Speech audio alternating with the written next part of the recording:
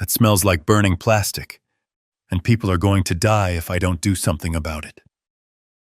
24-year-old Lena Carter whispered these words to an empty hallway at exactly 11:47 p.m. on a Tuesday night, her mop clattering to the polished floor as she froze in terror. She lifted her head and sniffed the air like a deer sensing a predator, her entire body trembling with the weight of what her extraordinary nose was telling her. What this shy girl didn't know was that her words were being recorded by security cameras, and 30 floors below, a CEO was about to witness something that would shatter everything he thought he knew about his company. The 32nd floor of Reynolds Tech gleamed under harsh fluorescent lights, a cathedral of innovation, where Seattle's brightest minds shaped the future. But here in the shadows, between million-dollar workstations, Lena moved like a ghost, invisible, overlooked, forgotten. 3 years of cleaning these halls, and she knew every corner, every sound, every smell. 28-year-old Samantha Hayes, the floor manager with her sharp suits and sharper tongue, had made the hierarchy crystal clear from day one. Cleaners stay invisible. Don't cause problems. Do your job and disappear. Those words had become Lena's prison, keeping her silent, even when her unusual gift screamed warnings that no one wanted to hear. "Mom always said my nose was a gift," Lena murmured to herself, touching the small silver cross at her throat, the only thing left of the woman who'd believed in her strange abilities. Her mother's voice echoed from memory. "Lena, honey, when you smell danger, you speak up. Lives depend on it." It was a heartwarming memory of unconditional love, when someone had truly seen value in what others called peculiar. But who would listen to a janitor? Who would believe that this shy girl could smell electrical fires before they started gas leaks, before they became deadly trouble, before it found them? Her mother had believed. Her mother had been proud when 7-year-old Lena saved their family from a house fire by smelling smoke in her sleep. But her mother was gone now, and Lena felt more invisible than ever. Following the acrid scent, Lena approached a side electrical room. A faint whiff of smoke seeped from beneath the door. Not visible smoke, but something her sensitive nose detected with alarming clarity. Her heart hammered as she reached for the fire alarm, knowing this moment would either validate her gift or destroy what little confidence she had left. She pulled the lever. Security rushed in within minutes, led by gruff Torres, who yanked open the electrical room door. Inside a fuse was charred black wires faintly smoldering, but not yet dangerous. "Nothing serious," they chuckled. "Don't overreact next time." But 30 floors below, CEO Hugo Reynolds was watching it all unfold on security monitors, his calculating eyes fixed on the young woman in the cleaning uniform, who'd somehow detected danger that sophisticated sensors had missed. He reached for his notebook and wrote 4 words that would haunt him. Cleaner smelled smoke first. The invisible janitor had just spotted what everyone else had missed. But who would believe her? Sirens shrieked through the building like banshees. Emergency lights bathed everything in hellish red. Within minutes, security guards thundered up the stairs, followed by maintenance crews, and a furious Samantha Hayes, her perfect composure shattered by the late-night chaos. "What on earth did you do?" Samantha's voice cut through the noise like a blade, her eyes blazing with rage. "Do you think you're an engineer? You just threw the whole floor into chaos." Lena bowed her head, trembling. I just smelled something burning," she whispered, her voice barely audible above the dying sirens. The shy girl who'd always retreated into shadows now found herself thrust into harsh spotlight, every instinct telling her to disappear. From the shadows near the elevator bank, CEO Hugo Reynolds watched silently, his face unreadable as stone. Something about the young woman's quiet dignity in the face of ridicule made him step closer, made him listen with growing interest. The next morning brought gray Seattle skies and the weekly staff meeting that would determine Lena's fate. Samantha stood before the conference room full of department heads, her smile sharp enough to cut glass. "I want to address last night's false alarm," she announced, her voice dripping with professional disdain. "I recommend restricting cleaners from triggering emergency responses. We simply cannot have unnecessary drama from untrained personnel." Scattered chuckles rippled through the room. Someone muttered about overreacting staff. Another executive nodded approvingly. Outside the glass conference room, Lena stood frozen against the wall, trembling as she whispered to herself, "Mom, I only wanted to do what's right."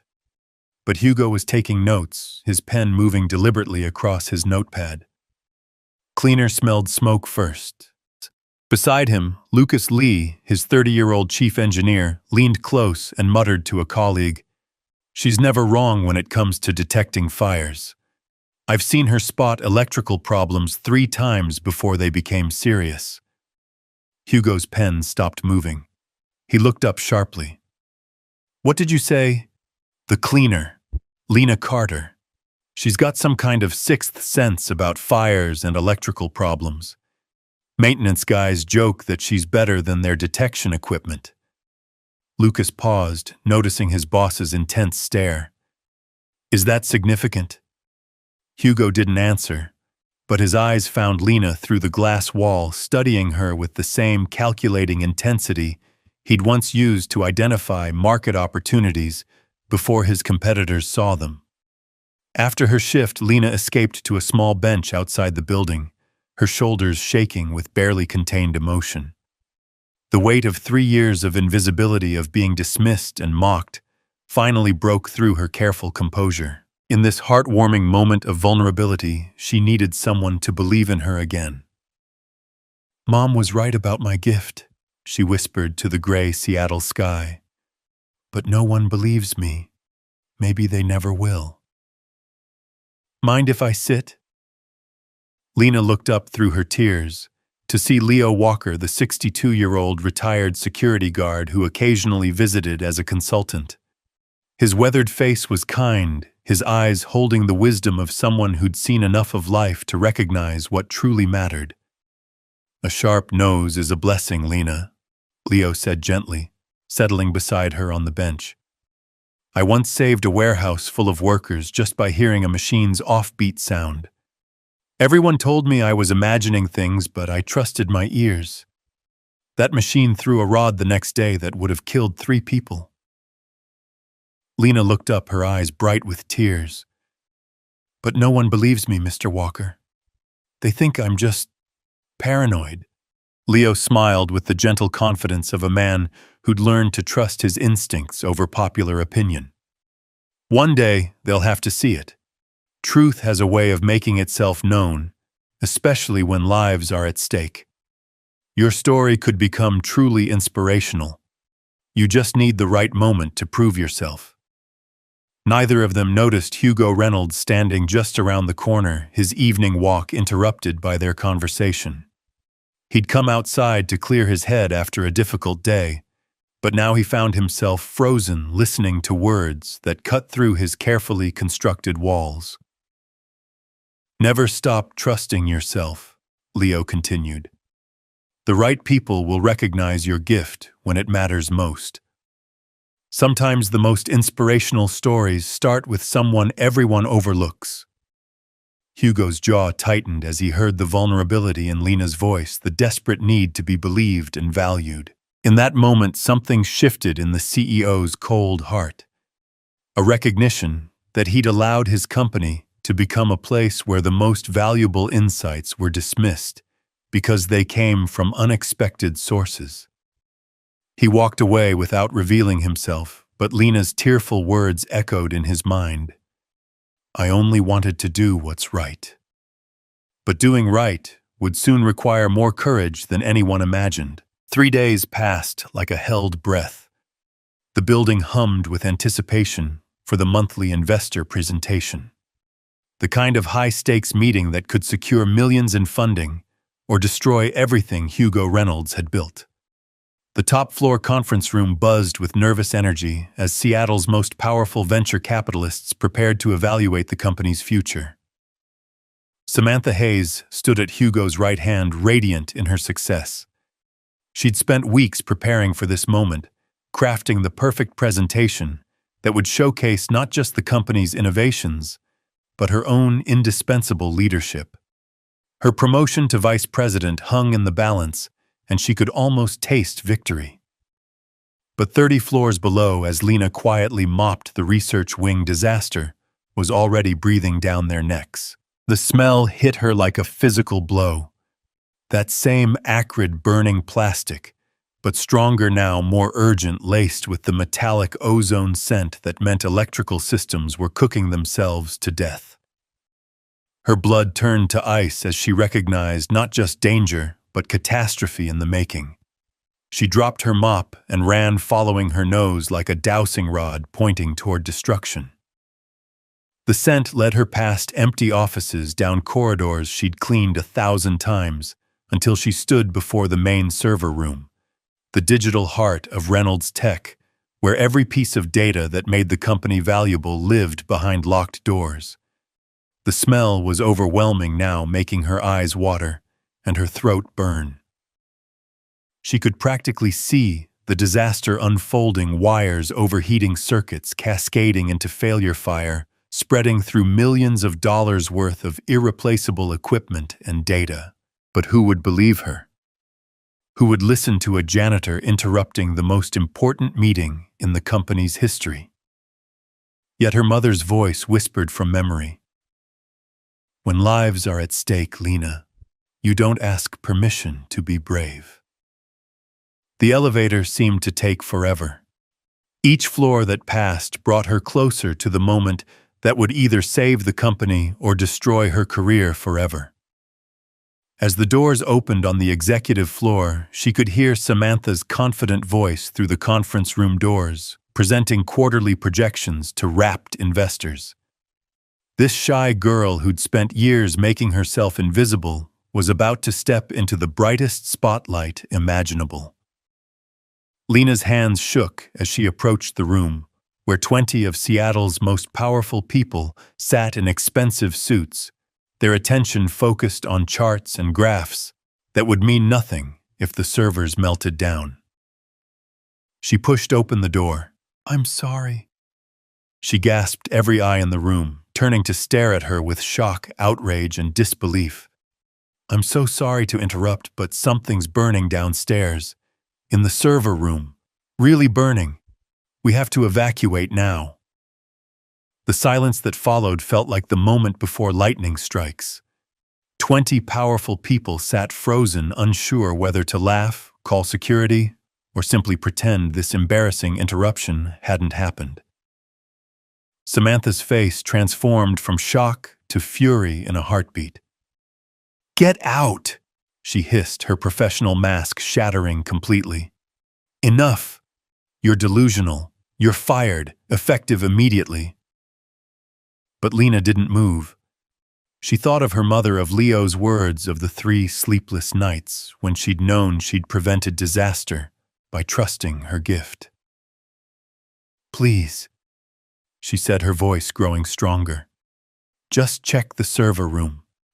I know how this looks, but I can smell the smoke. Something terrible is about to happen." Patricia Wells, a silver-haired venture capitalist known for her intuition about market disruptions, leaned forward with genuine curiosity. "What exactly do you smell, dear?" "Burning plastic and hot metal. Electrical systems overheating. It's the same smell from Tuesday night, but much worse." Lena's hands trembled, but her voice remained steady. "In maybe 10 minutes, we're going to lose everything." Samantha shot to her feet, her chair scraping against polished wood. "That's enough, security." She turned to the investors with a smile that looked more like a snarl. "I deeply apologize for this interruption. This employee has a documented history of false alarms and attention-seeking behavior." But Hugo Reynolds sat perfectly still, his mind racing back to Tuesday night, to Torres's email to Lucas's whispered comments about Lena's uncanny ability to detect problems before they became catastrophic. In his 15 years of building this empire, he'd learned to trust pattern recognition over comfortable lies. Actually, Hugo's voice cut through the chaos like a blade. She doesn't have a history of false alarms. She has a history of being right. Every head in the room swiveled toward him. Samantha's face went white, then red, then white again. Hugo, surely you don't believe... I believe in results, Hugo said quietly, standing with the controlled power of a man who'd never lost a high-stakes gamble. Tuesday night, she detected an electrical fire that our systems missed completely. My security chief confirmed it could have burned down half our research wing. He turned to Lucas, who was already reaching for his radio. Check the server room, now. Take security with you. Lucas was moving before the words finished leaving Hugo's mouth. Through his earpiece, his voice crackled back exactly 6 minutes later. Boss, we need the fire department. Now. And we need to evacuate this building immediately. The inspirational moment had arrived. The shy girl who'd been invisible was about to save them all. That evening, as emergency crews worked frantically to contain the server room disaster, Samantha Hayes sat in her corner office crafting the perfect narrative to save her career. The damage had been contained, but barely. She needed someone to blame, and Lena Carter made the perfect scapegoat. Effective immediately, she typed into the termination letter, her fingers flying across the keyboard with vindictive satisfaction. Terminated for insubordination, disrupting critical business operations, and creating a hostile work environment. She printed the document and walked it downstairs herself, finding Lena quietly packing her meager belongings into a cardboard box. Don't let the door hit you on the way out, Samantha said coldly, slapping the paper on Lena's cart. You're delusional if you think causing chaos makes you some kind of hero. Lena read the letter through blurring tears, her hands shaking. I just tried to help, she whispered. Help? Samantha laughed, the sound sharp and cruel. You're fired, Lena. Finally. This company will be much better off without your drama. As Lena walked out with her box, she passed Hugo's office where he sat in heated discussion with Lucas about the server room repairs. Through the glass, their eyes met for just a moment. Hugo's jaw tightened as he saw the termination letter in her hands, but he remained silent, a decision that would haunt him in the hours to come. That night, alone in her tiny apartment, Lena stared at her mother's photo and whispered, I'm sorry, Mama. I tried to use my gift like you taught me, but maybe I'm just not strong enough for this world. What should have been an inspirational victory had turned into crushing defeat. At exactly 2:47 a.m., the fire alarm at Reynolds Tech began screaming again. The server room's emergency repairs had failed catastrophically. What started as contained damage had erupted into a full-scale inferno that threatened the entire building. By the time Lena arrived, drawn by sirens and the orange glow visible from her apartment window, the scene was apocalyptic. Fire trucks surrounded the 30-story building, their ladders extended toward windows belching black smoke. Firefighters in full gear battled flames that had spread far beyond the server room, eating through cables and circuitry like a hungry beast. We're losing the whole building, she heard the fire chief shout into his radio. All floors above 20 are compromised. Through the chaos, Lena spotted Hugo, standing with Lucas and several board members, all of them watching 15 years of work burn. But she wasn't focused on the flames everyone could see. Her gift was pulling her attention to something far worse. A smell that made her heart stop with terror. The scent hit her like a physical blow. Not just burning computers and melting plastic, but the metallic ozone scent that meant the building's main electrical systems were about to fail explosively. Every instinct her mother had taught her screamed that they were standing too close to a bomb that could kill dozens of people. "The electrical room," she shouted, running toward the crowd of emergency responders. "Everyone needs to get back. The main electrical room is going to explode." A firefighter grabbed her arm. "Ma'am, you need to stay behind the barrier. Listen to me." Lena's voice carried with desperate authority, the shy girl transformed by absolute certainty. "I can smell it. The electrical systems are overheating. When they blow, they'll take out the whole grid." The fire chief turned toward the commotion, irritated by civilian interference. But Hugo Reynolds was already pushing through the crowd, his face grim with recognition and growing respect for the woman he'd failed to protect. "Chief, you need to listen to her," Hugo called out, his CEO authority cutting through the chaos. "This woman has saved us from 2 disasters already. If she says evacuate, we evacuate." The chief looked from Hugo to Lena, seeing something in her face that 20 years of emergency response had taught him to recognize. The look of someone who truly understood the danger they were facing. "How long?" he asked tersely. Lena closed her eyes, letting her nose guide her assessment of the chemical cocktail brewing in the building's electrical heart. 3 minutes. Maybe 4. But when it goes, it'll be massive. "All units fall back 2 blocks, the chief commanded into his radio. "Possible major electrical explosion. Clear the area now." As sirens wailed and emergency crews pulled back from the building, Lena found herself standing next to Hugo in the organized chaos, both of them watching the place that had defined their lives. "You fired me," she said quietly, her voice barely audible over the sirens. Hugo's face was stone, but his eyes showed the weight of his mistake. "That wasn't me.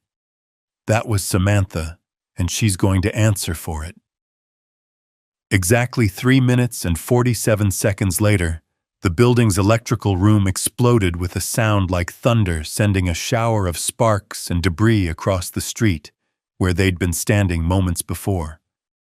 The blast shattered windows for 3 blocks and knocked out power to half the downtown district. In the aftermath, as emergency lights painted everything in surreal orange, Hugo turned to look at Lena, really look at her, for perhaps the first time in 3 years. What he saw wasn't a failed janitor or a disruptive employee. He saw someone whose inspirational courage had just saved dozens of lives, including his own. This heartwarming moment of recognition would change everything. But would it be enough to heal the damage already done? The emergency board meeting convened at dawn in a hotel conference room, with the Reynolds Tech building still smoldering behind them, like a monument to near catastrophe. Samantha sat rigid in her chair, her usual confidence replaced by the desperate alertness of someone watching their world collapse. Dark circles under her eyes suggested she'd spent the night crafting excuses that everyone already knew wouldn't save her. Hugo stood silhouetted against the window, his back to the room as he watched smoke still rising from his life's work. The numbers were devastating. 18 million in equipment loss, irreplaceable client data, the AI system that had been their ticket to the future. All of it gone. But they were alive, and that was because of one person. "Explain to me," Hugo said, without turning around, his voice carrying the deadly quiet of barely controlled rage, "how the person who saved $18 million and prevented multiple deaths was fired for insubordination."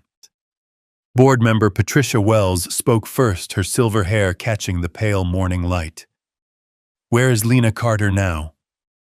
"Probably at home, wondering if anyone will ever believe in her again," Lucas said quietly from the back of the room. "We failed her completely." Samantha made a desperate attempt to regain control. "Look, I understand there's been some confusion, but we can't run a company based on the hunches of untrained personnel." "The only confusion," Hugo interrupted, finally turning to face the room, "is how I allowed someone like you to create a culture where courage is punished and truth-telling is treated like a crime. He moved to his laptop and pulled up security footage from the night before. Lena running toward danger while everyone else ran away, her face set with determination as she warned firefighters about the electrical explosion that would have killed a dozen people. This woman, Hugo said, his voice growing stronger with each word, has saved us 3 times. Tuesday night, yesterday afternoon, and last night. She detected dangers our multi-million-dollar systems missed. She acted when trained professionals hesitated. She risked ridicule and punishment to do what was right. He paused, his next words carrying the weight of hard-earned wisdom. That's not just inspirational leadership. That's the kind of character this company should have been celebrating, not destroying. Samantha made one final desperate attempt to salvage her position. Hugo, you can't seriously be considering.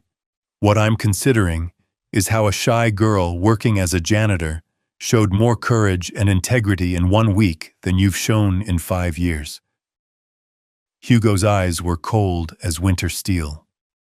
How she understood the core mission of this company better than someone making 6 figures to manage it. He pulled out Samantha's termination letter for Lena, reading it aloud with barely contained disgust, creating a hostile work environment. The only hostile environment here was the one you created for anyone who dared to speak truth to power. Lucas cleared his throat from the back of the room. Boss, if I may, I did some research last night. Lena Carter's mother died saving her family from a house fire when Lena was 16. Fire department report said the mother detected smoke before any alarms went off. This ability, this sensitivity, it's not just intuition. It's survival instinct honed by tragedy. It's heartwarming how she's honored her mother's memory by using her gift to protect others. The room fell silent as the weight of those words settled. Patricia Wells pressed a hand to her chest. That poor girl, and we threw her away for trying to save us. Hugo walked to the window again, studying the charred building that had been his empire. I built this company on the principle that results matter more than politics. That truth matters more than comfort. Somewhere along the way, I lost sight of that. I allowed fear and ego to override wisdom and courage. He turned back to face Samantha, his decision crystallizing. Your termination is effective immediately. Security will escort you out. Samantha's mouth opened and closed, her face cycling through shock, rage, and finally desperate pleading. You can't. I've given 5 years to this company. This isn't my fault. You're right, Hugo said quietly. It's mine, for allowing you to silence the one voice that could have prevented all of this. As security appeared to escort Samantha from the building, Hugo looked around the table at his remaining executives. We're going to rebuild, but we're going to do it differently, starting with bringing Lena Carter back, not as a janitor, but as someone whose insights are valued and respected. Patricia Wells nodded approvingly. What position are you thinking? Director of Operational Safety. She'll work directly with facilities, IT, and security. Her job will be to notice what our instruments can't detect, to speak up when others stay silent. Hugo's voice carried the conviction of someone who'd learned an expensive lesson. And we're implementing the Carter Protocol. Any employee who identifies a safety concern gets a full hearing. No retaliation, no ridicule, no dismissal. Through the hotel window, the first rays of true sunlight broke through the Seattle clouds, painting the conference room in gold and hope. Sometimes the greatest disasters become the doorways to the most inspirational transformations. But would Lena trust them enough to come back? 1 year later, the annual Reynolds Tech celebration buzzed with an energy that felt fundamentally different from years past. The ballroom of the Grand Hyatt was filled with employees, board members, clients, and their families, but there was an undercurrent of genuine warmth that hadn't existed before. People actually seemed to know each other, to care about more than just quarterly numbers. Lena stood at the edge of the room, still amazed to find herself here as an invited speaker rather than someone cleaning up afterward. Her navy suit was more expensive now, tailored to fit properly, but she still wore her mother's small silver cross, a reminder of where her gifts came from and why she used them. The shy girl who'd once hidden in shadows was about to address 300 people. Nervous, Leo appeared beside her, looking distinguished in his dress uniform. At 63, his role as security consultant had given him new purpose, and it showed in the straightness of his shoulders and the spark in his eyes. Terrified, Lena admitted with a small laugh. A year ago, I was emptying trash cans and trying not to be noticed. Now they want me to give an inspirational speech about leadership to 300 people. Your mama would be proud, Leo said softly. Not of the fancy title or the salary, but of the woman you've become. The woman you always were, really. Across the room, Hugo Reynolds worked the crowd with practiced ease, but his eyes kept returning to Lena. The past year had changed him too. The cold perfectionist who'd once inspired fear more than loyalty had discovered that success meant more than profit margins. It meant creating a place where every person could contribute their unique gifts. Ladies and gentlemen, Hugo's voice carried across the ballroom as he took the stage. This past year has been transformative for Reynolds Tech, not just in terms of our financial success, but in how we've learned to truly see and value every member of our team. He gestured toward Lena, who felt her cheeks warm as hundreds of eyes turned her way. I want to share an inspirational story about courage, about listening, about how the most important voices sometimes come from the most unexpected places. As Hugo recounted the events of that night and morning that changed everything, Lena thought about all that had followed. The Carter Protocol had become a model that other companies were studying and implementing. 3 more potential disasters had been prevented by employees who felt safe speaking up about concerns. The company's safety record was now the best in the industry. But more than policy changes, something fundamental had shifted in the culture. People looked at each other differently now. They listened more carefully. They asked better questions. They understood that everyone, from the CEO to the newest employee, brought something valuable to the table. And so, Hugo concluded, I'd like to ask our Director of Operational Safety, Lena Carter, to share some thoughts about what we've learned together. Lena walked to the stage on unsteady legs, her heart pounding. But as she looked out at the sea of faces, some familiar, some new, all expectant, she thought of her mother's voice and felt her breathing steady. A year ago, she began, her voice soft but clear. I thought I was invisible. I thought my job was to stay quiet, stay small, and clean up after more important people. I thought that's what being humble meant. She paused, finding her rhythm. But I learned something that night when I smelled smoke. Being humble doesn't mean making yourself invisible. It means using whatever gifts you have, even strange ones, even small ones, to serve something bigger than yourself. The room was absolutely quiet, 300 people hanging on every word. My mother used to tell me that God doesn't give us gifts to hide them. He gives them to us to light the way for others. For a long time, I was too afraid to let my light shine. I was afraid people would think it was too strange, too different. Her voice grew stronger, more confident. But sometimes strange is exactly what the world needs. Sometimes different is what saves the day. Sometimes the person everyone overlooks is the one who sees what everyone else misses. She looked directly at a young man in a maintenance uniform standing near the back. Someone new, someone who looked as uncertain as she once had.